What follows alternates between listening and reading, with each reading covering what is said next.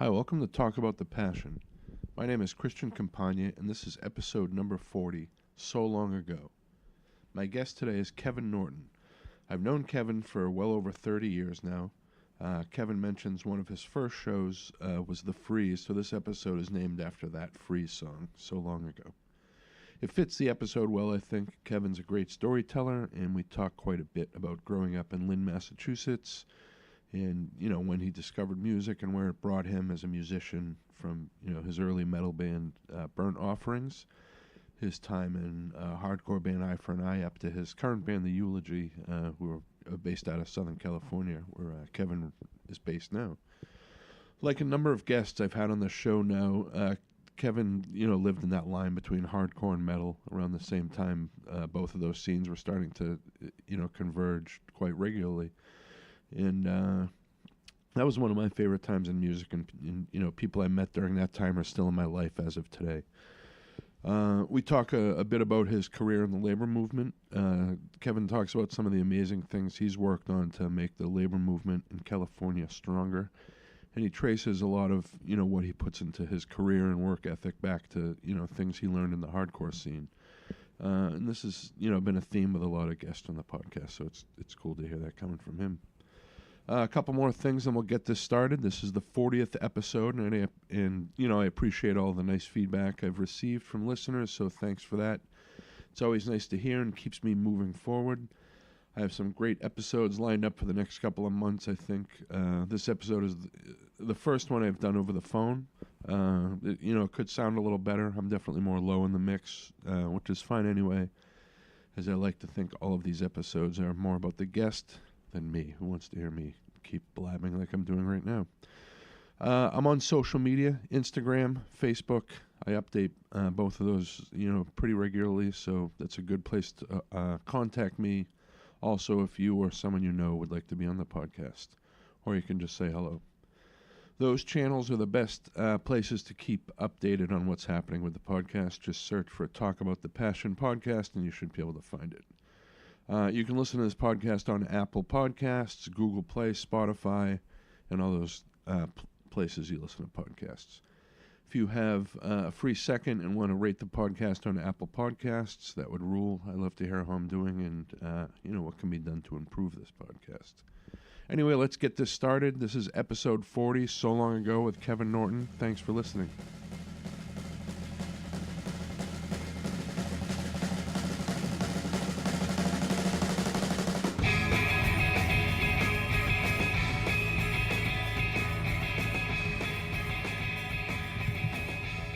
So I'm here with Kevin Norton. Well, I'm not really here in Long Beach, and I'm here in Massachusetts. So thanks for taking the time out to do this, man. Hey, it's my pleasure. Yeah, it's good to hear from you. So where did you grow up? Well, a little to the listener, Chris and I have known each other for, 35 years. Yeah. I know. Something like that. I know some of this stuff, but yeah. He's cheating a little bit. I grew up in Lynn, right outside of Boston. It's like a kind of industrial working class suburb right outside of Boston. Mm-hmm. And what did you, do for fun growing up there? Nothing good.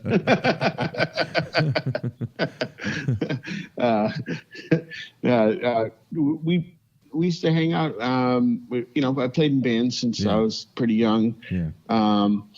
Played shows. Used to, before we even played shows, we'd play like parties in a backyard or whatever. Right. And we'd just be up to general no good. Right. Pretty much at all times. Right. Wait, how did you first start getting into music? Were you listening to the radio and? No, I don't know how the hell I had a kid down the street that was really into his dad had some records. Yeah. So he had maybe like Aerosmith type stuff. Right. And then somehow I came across Black Sabbath, and I remember I bought Black Sabbath Paranoid on 8-track tape, which people don't even know what that is. I know, right? But it's just this old thing that was big in the 70s. It was like the format before a cassette and after a record. Right. And I got once I got Black Sabbath Paranoid, I pretty much would, me and, a mutual friend of ours, Sean Cahill, me and Sean would pretty much go to Rocket Records where Chris used to work. Yeah. And we'd go up there on our bikes as little kids, and like I would take my paper route money and buy whatever the most extreme music I could find was. You know, like it started with like, you know, Sex Pistols and Black Sabbath, and then we kind of were into all the early metal stuff, like there was the first wave, and then we to the all the more like subsequent stuff. Yeah, like the Iron Maiden and the Judas Priest, you know, and then after them, it was all the Venom, Slayer, Exodus, you know, all that stuff, DRI, COC. Yeah. There was like kind of an evolution, and then at some point, like I switched jerseys from being like a total metalhead to being more hardcore and punk rock. Yeah. But honestly, my ears never really switched jerseys because I still listen to tons of punk rock and metal. Of course,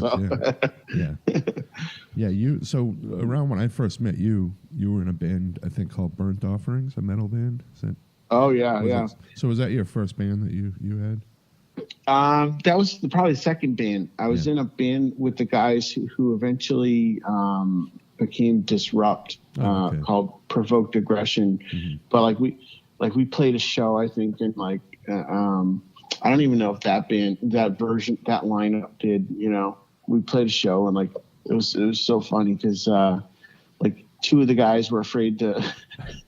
They cheesed out in front of like an audience, and they couldn't. Like one of the guys stopped playing, and then the cops came, and it was within like we didn't even finish one song, and the cops were there. Right. But they managed to cheese out before the cops even got there, so it was pretty brutal. And there was shows around Lynn in the North Shore.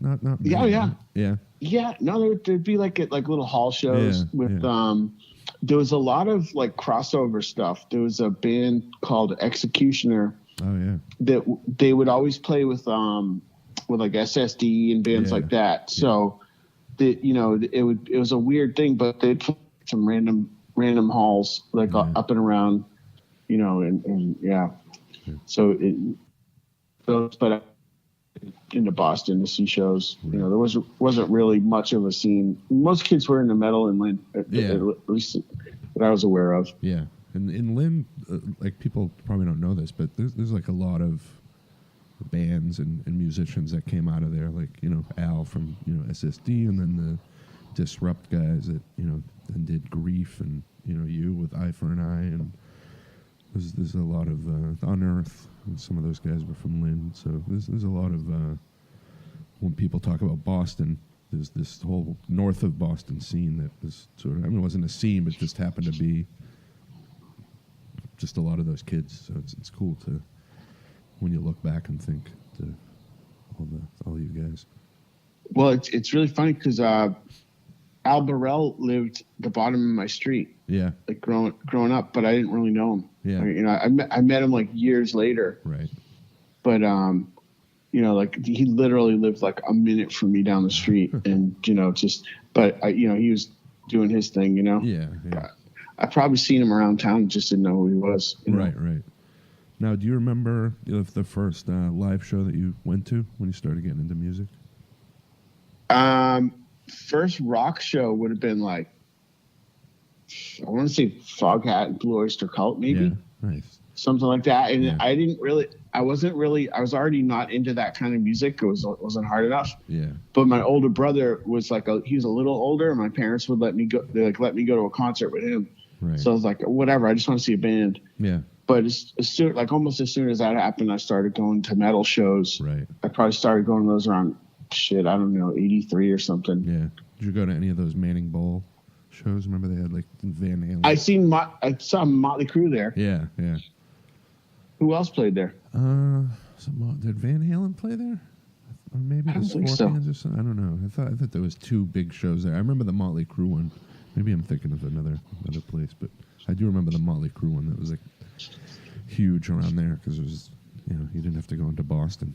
Yeah. Well, the kid lived right across the street. This dude John Gray that we used to hang out with, and then the singer for Disrupt, I forget his name, but he used to hang out with us over there at that point. Right. He was like a little more into the extreme stuff. Yeah. Was that Jay Styles? Jay Styles. Yeah, that's right. Yeah. We all went to. I think he went to Tech. We all went to Lynn Tech. Yeah, I think most of us. Yeah. At one point, I was working at. There was a little market. You probably remember Bavardi's on Eastern Ave. Oh yeah. And I worked there. That was my first job, and we became friends with these metal kids that came in, and we started a band with these two guys, but we never. They wanted to do kind of hardcore stuff. And me and my hardcore friend wanted to do, more metalish stuff because it was right around that era in 85 or 86 when all of us started kind of all that stuff happening. But it was a guy named Tony Capano and Chris Drake, I think. Oh yeah. Those Tony Capano and Chris Drake are the guys that I actually. Chris Drake, he lived next door to Alborough, like 2 doors down. Yeah. And I think that's probably where I met you, because then Rover, the late Rover. Oh yeah, Rover, Chris Rybicki. Yeah. And like Chris had a guitar, and I bought a bass, but I never played it. And actually, I ran into that Tony Capano guy at a keg party. Oh, nice. And like classic metalhead shit, Yeah. And he's like, "Hey man, do you want to learn how to play? You want to be in our band?" I'm like, "I can't even play, dude." He goes, "You got a bass though, right?" I go, "Yeah, I'll teach you." And I was like, "All right, well, shit, if you can teach me, I'll do it." And then from then, I just I kind of woodshedded back then. I'd play like 3-4 hours a night, and then go home and practice for 3-4 hours. Yeah. Nice. So that was your first experience playing an instrument. Yeah, it's totally with those guys. Nice. They were. Chris Drake was I think he went into Disrupt, didn't he? I think he did. Yeah. That sounds right. Yeah, him and Jay Styles, and so me and Chris Drake, that was the first dudes I ever played with at all. All right. Interesting, huh? And then and yeah, that's funny, man. I haven't heard those names in 100 years. Yeah, I just remember that guy Tony, because we were like hardcore kids, and I remember that Tony came in and he was like, "Yeah, man, I wrote lyrics. I got this new song. It's called Kill God." And we were just like, "Cool." Cool, man. This is going to be awesome. That sounds like Tony. Yeah. Those guys, they could play. I mean, that was, whatever year that was, however old they were, but they were, I think they were maybe a year or two older than me, but they were good players, definitely, both of them. God, that's funny, man. And then, so hardcore shows, do you remember the first one that you ended up seeing? Yeah, it was the Freeze. I think it was the Freeze at Hannum Hall. Oh, all right, yeah. I know it was Hannum Hall, and I'm pretty sure it was the Freeze. Yeah, that sounds. I think I remember the Freeze played there with Executioner, because that's that Mark Johnson. That would have probably been. Yeah, and he probably hooked me with some tickets or something, or hey man, come to the show or whatever. Yeah. And that was No, go ahead. Sorry. He actually gave me a ticket to. I never saw SSD live. Yeah.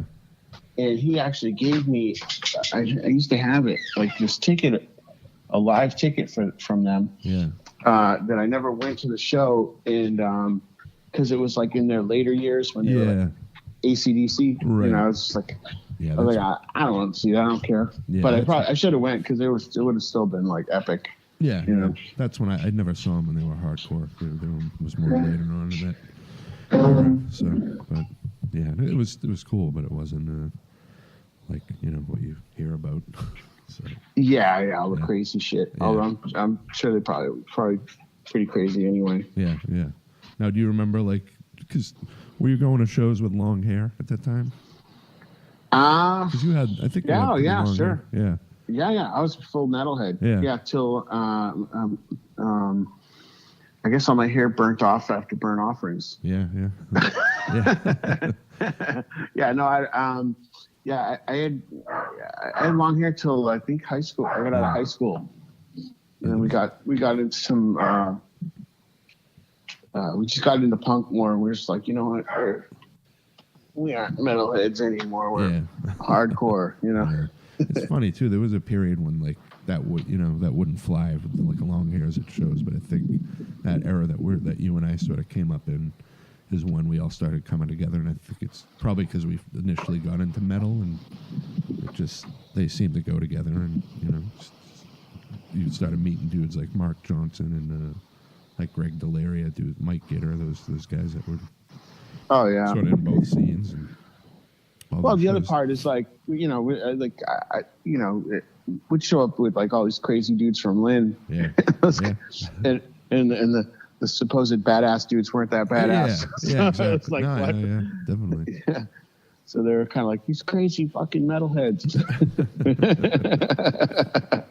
There was a little run too at the channel. I remember it was like and that was I think a couple times I saw Burnt Offerings was they were doing metal nights at the channel, like, and it was like during the week, like every Tuesday. But I remember seeing like King Diamond and like Death Angel, and we played with Death Angel. Yeah, that's probably when I saw you. We the deal with us is like me and the kid who sang for the band. We went to like every single show, and we went to like every party. We both, like, he lived in Medford and I lived in Lynn. Yeah. We went to like every party. We're out every night going to clubs and stuff, and we would leaflet the shit out of the shows. Right. And then they would give you these little ticket things that if you it wasn't like a pay to play, but you'd get discounts. So we would always be passing those things out. So people wanted to go to the show anyway. Right. So they handed your ticket to take $2 off, and we draw like 400 or 500 people with our tickets. Nice.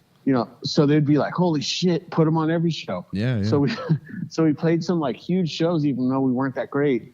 But we played like Hallows Eve. Yeah. Like like a lot of those, like Death Angel, until they came around again, people wouldn't even have known who they were. Or Flotsam and Jetsam. Flotsam and Jetsam. Flotsam and Jetsam. They played one of those. Yeah.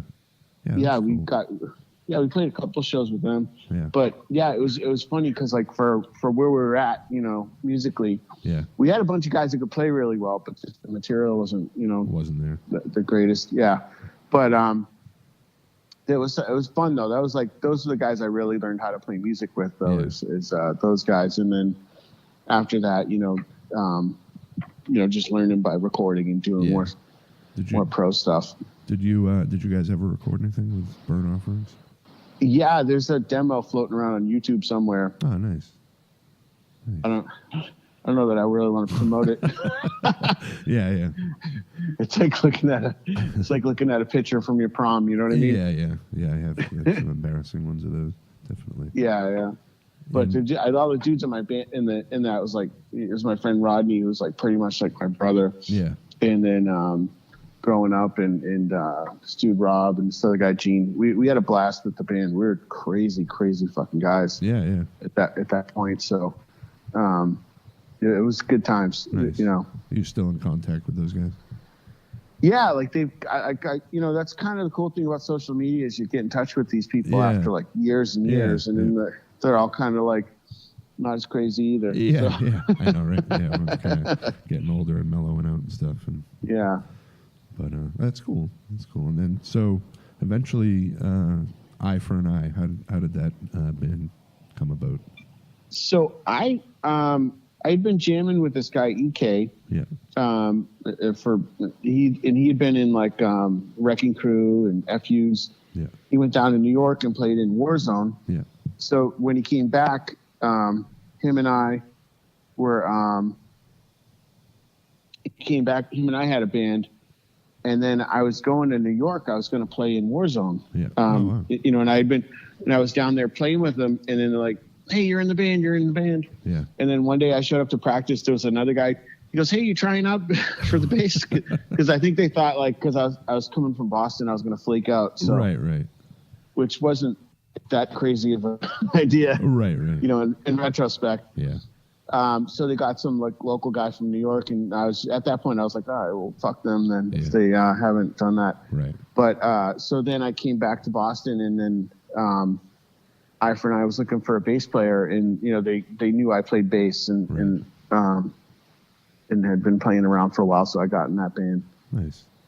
I don't know why the other guy left, but whatever. And what kind of influences were you guys bringing to with that band? You know what? It's funny because that band, I was really it started like just straight hardcore. Yeah. And when I listened to it, I kind of like those songs maybe more than the ones that are a little more out there. But we're into some weird shit. We're all into jazz and hip hop and all this other stuff. And like I even did some stuff like slap bass and some other stuff, which like I never ever do, now. Yeah, yeah. But at the time, I guess it's at the time, it to me it sounds like almost emo-ish, like the later stuff, Right. But those titles didn't even exist at that point, Right. There's and punk was like 100% dead at that point. Yeah. And like Deader Than Dead, Beyond Dead. Yeah, definitely. And so everybody was just trying to like seek something out. I don't know. Yeah. But I always liked the music. The tape me and my buddies wore out was that MFO live set. We'd listen to that thing all the time. Oh yeah. And that was it was cool because you were going in this definitely weird direction, and it was a little like what you would maybe people would probably eventually call like emo or just more melodic stuff, and a lot of definitely a lot more melodic. And I think if I wish at the end we got Dean Baltimonis to play with us, and he was a really strong player. Yeah.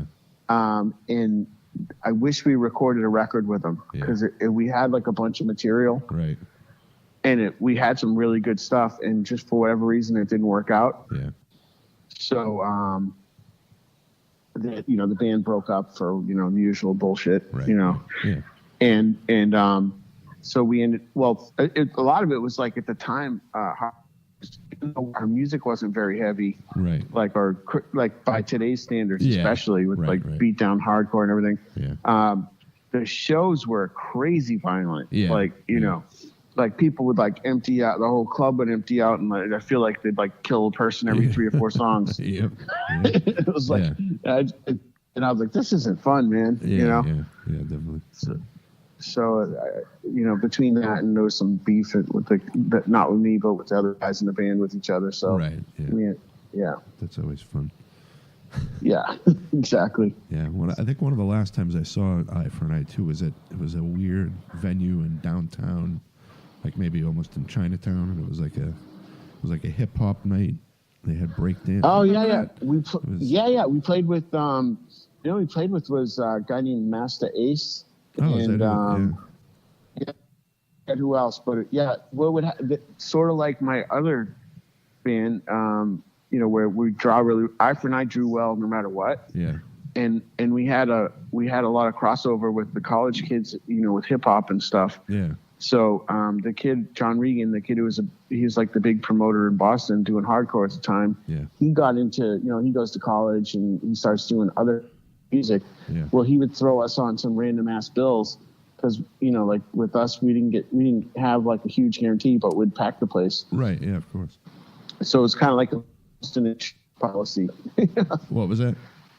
It was almost like an insurance policy. Oh yeah. Plus he was a friend of ours, so I mean he did to hook us up also. But but yeah, so we would end up sometimes we'd play in the Get Out Pit. Yeah.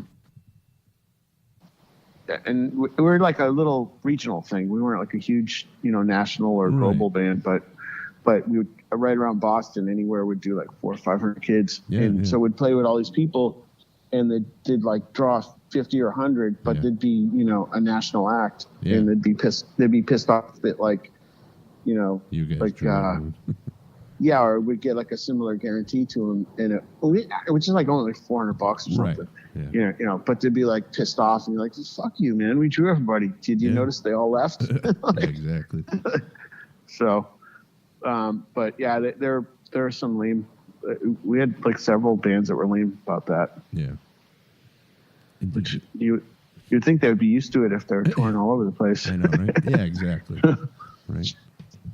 Did so after Eye for an Eye, did you have another band after that? I had so many bands. I had one called Suicide King with Is that with Colin? With Colin and Taz from Eye for an Eye. Dean played in it, and a guy from Cleveland. Mm-hmm. Forget his name. Right. And then me and EK had a band. It was more like almost like kind of grungy, almost, I would say. Right. Huh. Then I got in this band Straight Faced in California. Yeah. I got 454 Big Block, and then Straight. I had a huge layoff, and I started playing with a band called the Eulogy a couple of years ago out here in California. Right. Yeah. So how long have you been out in California now? I've been out here like 20 years now. Yeah. Yeah. And you moved out there. I think I might stay. Yeah. And did you move out there initially for work? Yeah, like work was really bad. I'm an electrician by trade. Yeah. And work was really slow, so I came out. But the other part was like, I came out here in winter. Yeah. In like in January. Yeah. And I was like, what the hell am I doing in Boston? And yeah. and particularly where I live in Long Beach, it's like got my friend Doug used to play in a bunch of bands out here, so kind of walked into a circle of friends that all played music and had a really cool scene here, and punk's huge in SoCal. Yeah. So that was another part that was kind of cool, is like where people used to trip on you big time in Boston if you had tattoos. Yeah. In California, everybody's got tattoos. Yeah, it's part of the culture there. Yeah. I was talking to someone else about this on a podcast, and it's like I remember my jobs working for the electricians union. I was meeting with a city council member, and my phone goes off, and it was like, I don't know, like a Slayer or a Pantera ringtone. And he's like, "Is that Slayer?" I'm like, "Yeah." And I'm like, "Oh shit." So we were talking, and he's like, he knows Motorhead, and he's into suicidal tendencies, and I'm talking to another guy. Who's like, "Oh yeah, I used to see Black Flag," and there's nobody on the Boston Council you'd have that conversation. Right? Yeah, I know exactly. Yeah. They would be talking about the Patriots or whatever. Exactly. Yeah. So going to shows out there when you first started going to shows, did you notice a difference in the crowd out there and just how kids are at shows out there from the East Coast? Yeah, well, yeah. I mean, because I left when I first came out to California, they didn't have all the crazy windmills and kung fu kicks and all that stuff. And all that stuff, yeah. There'd be a couple guys that were doing that, but for the most part, and it's obviously there's like I call it the push pit. You get the push pit, or you get the windmill. Right. Yeah. The windmill, pick up the change. Although nobody even picks up the change anymore. They just practice their Muay Thai moves. Right. Yeah. I know. Right. But so like that had been out here at that point. But at this point, I don't know if there's probably any difference between the two. Yeah. When I see videos from back there, it looks the same. Yeah. Although the only thing, I don't mind that stuff, but sometimes you'll be at a show. I was at one where this little place wasn't a tiny little DIY thing, and there was these dudes that were like, I don't know, they had to be 300 pounds. Yeah. 300-pound tough guy dudes, right? Like throwing fists. It's like, come on, dude. Right. Yeah. With when you're which that big, and it was like, and I don't care to do it. It's part of the show and all that stuff.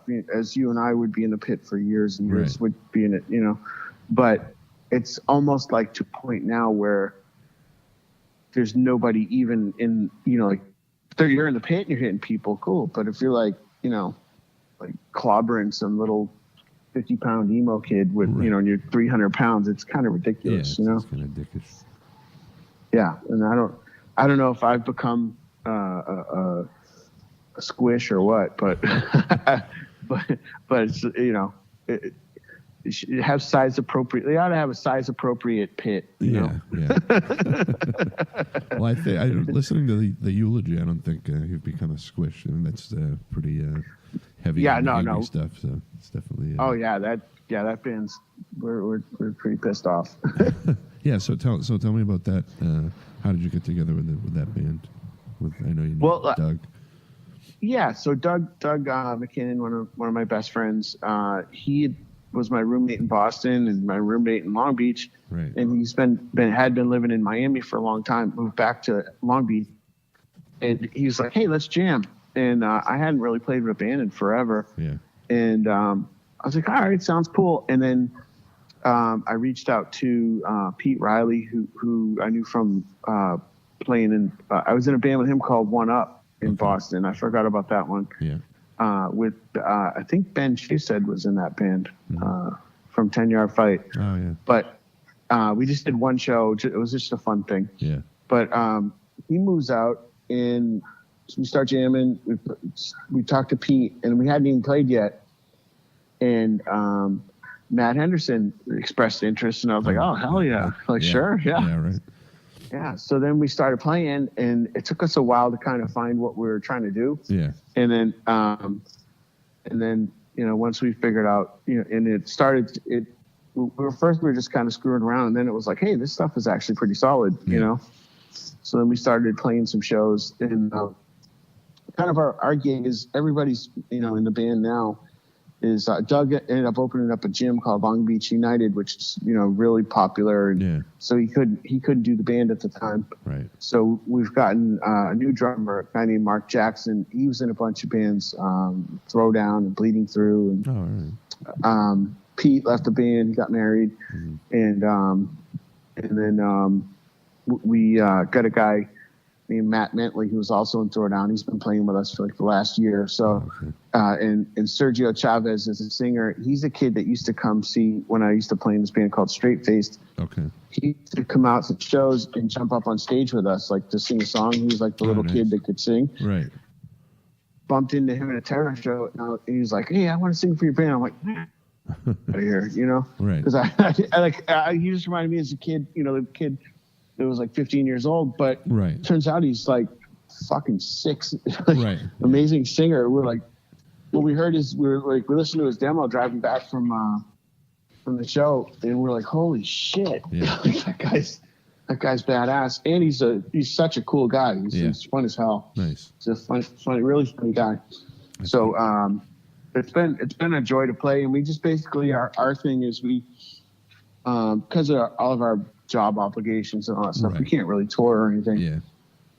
So we end up playing shows when like the Cro-Mags come out or Madball or AF. We jump on our buddies' bills. Yeah. Nice. Yeah. And you have you got two records out? I know there's one on Bridge 9. Yeah. The 5-song. Yeah, we got five song EP on Bridge 9, and we have a 3-song on a label called Flat Spot that Ricky Singh from Backtrack. Okay. He owns that label. Yeah. And then we have another one that's coming out. Supposedly the pre-orders are going to come out next week or two. It's a split with Sick of It All on Pitchfork. Oh, nice. Pitchfork Hardware. Yeah. So for us, that'll be the biggest deal, I think. Just to be on the same release as them. I don't know if it's going to be digital though. Right. Like vinyl or CD vinyl. I think it's just going to be just vinyl. Oh, awesome. So we'll probably put it out on something else. Yeah. Digitally, and then we have another thing that we're going to record a split with the band called Rikers from Germany. Oh, okay. Have you ever heard of them? I've heard of them. Yeah. Yeah, they're pretty solid, like real badass hardcore, kind of like Madball-y style. Yeah. And they're really big in Germany. Yeah. And that's really a big deal for us too. Because to be with a band like that, Yeah. So that's been the whole thing lately. Is just doing the Eulogy thing. Yeah. And do you? I know you said you can't really do touring, but would you guys do one-off shows in Germany or anything like that? Oh yeah. I mean, if we got invited to Europe or something, I think we'd figure it out. Yeah, yeah, it's pretty big over there right now. I mean, it always has been. Oh yeah, sure. But that's kind of what we've been planning. I think what's going to eventually happen is we'll end up doing like a week or two Yeah. And on the East Coast, or like that kind of stuff. We did this last year, we did a little West Coast tour. Yeah. So like a week, it was like a 5-day tour. It's kind of classic though, because I was able to sleep at home 3 out of the 5 nights. Oh, no, yeah, I know that's gonna be nice, huh? Because it's like LA's in the middle, it's in the middle of Southern California. Right. So Orange County's only an hour away, and San Diego's only 2 hours away. So It's like playing Providence and Connecticut. Yeah. It's like for the East Coast With better weather. So, yeah, with way better weather. Well, that would be cool to see you guys out here. That would be great if that happens. I can't wait. I'm sure it will. Matt's getting surgery on shoulder, so we're probably just in writing mode for a little bit. Yeah. So his shoulder's all squared away, but it should be a lot of fun to get out there. I've been enjoying the hell out of playing again. Yeah. It's been a thrill. Yeah, that was my next question. I was going to ask. So you seem pretty very energized again. So it's cool to see that you playing hardcore and still out there, doing it. Yeah, well, with the same soul that you had before. It's cool. Well, it's funny because it's like I never wanted to ever be like washed up, lame old dudes like chasing the dream, right? And that because I used to I'd see. I think we're like that, and we definitely. I wouldn't do it if I didn't think we were doing it on we don't tour or anything, but we do practice probably more than bands that do. Yeah. So like when we play, we're like pretty solid, and it's like bowling night for us. We're like old dudes. So every Monday we go practice. Like after everybody puts the kids to bed and everything. Yeah, that's cool. Yeah. So we definitely want to like show what we got, and our main thing is like people may or may not like it. Right. But like it's legit, Yeah. It's not like some nostalgia bullshit, Yeah, I think that definitely shows, and especially being cohorts with like Sick of It All and AF and those bands that have been they're lifers and made a career out of it, but they're not in it for money. They're just hardcore bands that's what they do and happen to be extremely successful at it, and it's awesome. Yeah, I mean, you gotta definitely give props to those guys because they're to put that commitment in. I don't think people, I know from doing it, I gave it a good run for about 5 years, and but for 30 years, that's like, and I've been playing in bands for more than 5 years, but like really where I was trying to make a living off of it, it's brutal. Yeah. And to do that for 30 years, it's like incredible. Yeah. Like did you see the AF documentary? Yeah, that's amazing. Yeah.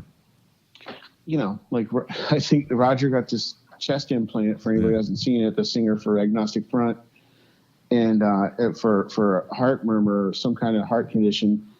And he's done 300 shows since then, That's fucking great. And it's like, and we played some shows with him, and I didn't even know he had it, Yeah. And since then, it was, and he kind of kept it on the down. He's kind of a private guy. Yeah. But yeah, it was crazy. I mean, that's, but those guys are just the best. Yeah. I was fortunate to tour Europe with them when I was in Straight Faced, and it was my favorite tour probably ever. Yeah. Did you do it? Well, that was my favorite tour, like with, I guess my 454 big block tours were the best tours just because those are my like bros for life. Yeah. Where did you guys tour? We toured all over America. We did actually a couple month tour with Dead Guy and Bloodlet. We did some tours with we did a bunch of East Coast runs, and then we did some Midwest stuff. We actually played Marilyn Manson on some shows. Oh, nice. And Clutch, and then we played with who else? I don't know, just a million bands, but that band. But they were all like in Damnation AD. That was another tour we did. Oh yeah. But they were all like soul sucking, like poverty. Yeah. But like you said, the funnest time of your life, or one of them. Oh yeah, it was like for us, it was like us against the world, for sure, like 100%. but we were so tight, like, you know, even though the worst shit would happen to us all the time and we didn't care. We just like kept plugging along. Yeah. But it definitely took me a couple of years to get out of that credit card debt. Did I ever do any touring? We would do like East Coast tours. We like do like little junkets with Wrecking Crew, and then we did one with Maelstrom and Sam Black Church. Did a East Coast tour, you know, like all the way down to Florida. Yeah. We were supposed to do one Wrecking Crew, and I don't know what the hell happened. Yeah. I think we looked at how much our finances and and realized yeah, we should have done it anyway, but whatever. No regrets, you know. No, fuck it. Full speed ahead. Yeah. And so you were talking about, so you've been a laborer for as long as I've known you, and so you're involved with unions out there. And, I was the assistant business manager of IBW 11, so Electricians Union in LA. So we're pretty big local, about 13,000 members, and that's been basically my life's work, really. You know? Nice, and you obviously enjoy that because you've been doing that. And like now I don't work for that local anymore. We had an election, and my boss, who I was appointed, so after 18 years, my boss lost this election. Yeah. So I work for 3 other IBW locals out here as a consultant. Yeah. Nice. But it's cool. Yeah, it's been cool. It's been it's the best thing ever happened to me is to be involved in the labor movement. Yeah. The people I met, and you know, the different stuff I've been able to meet governors and congressmen, and you know, people that like. There's the one side of me that knows all these like hoodlum dudes from the scene. Yeah. Right. And also like people from the scene that are like scientists and that went on to do scholars and writers and you know, creative people too. Yeah. But and then on the other side, you know, with the labor movement, I got exposed to all these different kinds of people and all these social movements, and there's a really active labor movement in LA. I've been an organizer, so going out to job sites and recruiting people to labor. So it's a pretty interesting job. Yeah. And obviously, you know what's going on back here with the Stop and Shop. There's a big strike going on here. I didn't know that. I saw something. I saw a little blip, and then I figured it out because I read that Ray Bork crossed the picket line or something. Yeah. There was a video of him, and then he apologized that he said he was going and getting medical supplies or something, but he's got, you know, a fucking bag with Gatorade in it or whatever. And, it's like, come on, man. He was the head of a hockey union, or, you know, players union too, which just makes it even shittier. Well, we get this thing out here called the Long Beach Grand Prix. So every year they drive on the streets of Long Beach, and so it's like a temporary setup thing. Right. So we picketed it once, and we had like the whole virtual AFL-CIO cross our picket line. Really? Wow. It happens. Yeah. It's like. But yeah, like people they get theirs, so they don't worry about anybody else. Right. So it's like, you know, the reason he's not making, you know, $40,000 a year in the NHL, was able to make millions because they got a players union. Yeah, but you know, people forget that stuff. Yeah, exactly.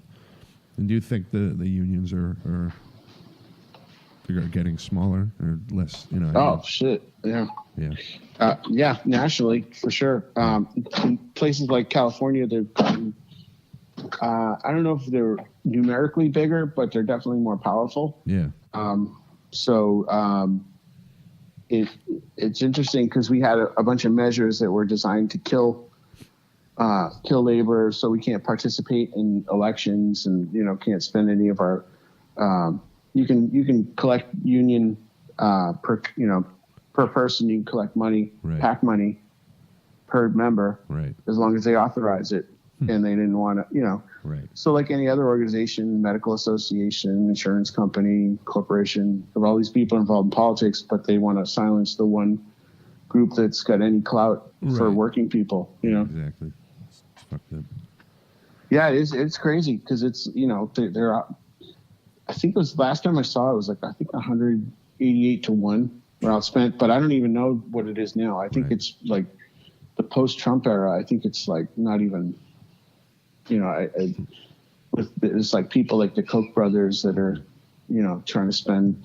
I think they wanted to spend 188 billion in the last presidential election cycle. They pulled it all back because Trump won.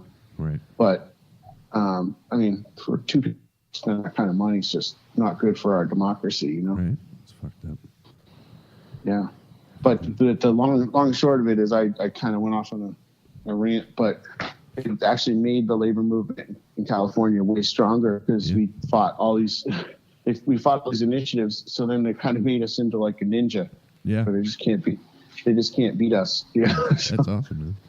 Yeah, it's pretty cool, and we're able to get some good legislation in there.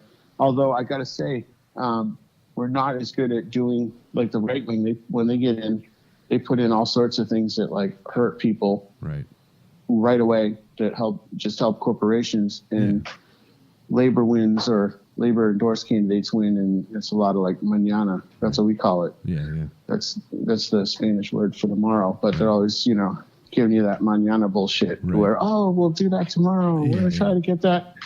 And so it's kind of been my job to be like, no, not mañana, today. Right. So that's been my gig for many years. So yeah, it's been fun. It's really challenging work. It's you're going up against some of the most powerful people who ever lived. Yeah. There's, and it's not like people are like thrilled to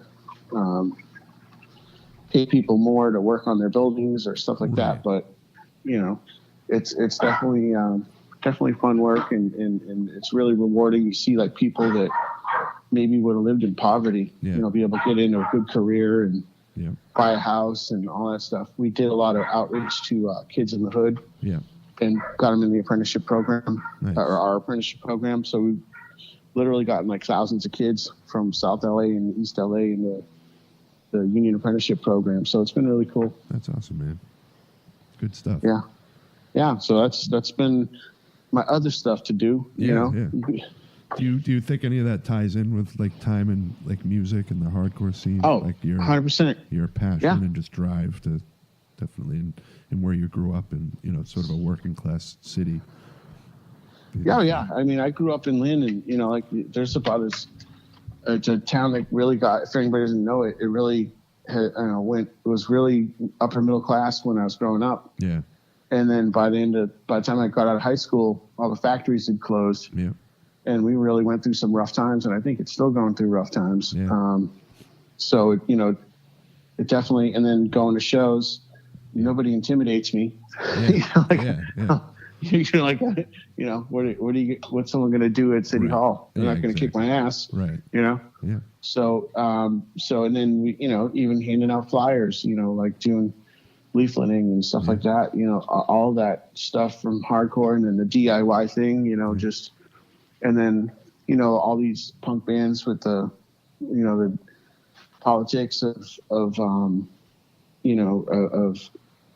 the way the world should be, not the way it is, right. And improving it and doing what you can to help people. And all that's the part of the hardcore scene and the punk scene, in metal to a certain extent, the stuff that isn't all nihilistic. Right. That stuff has definitely informed who I am, as an adult. Definitely. That's for sure. Awesome. I can see that, man.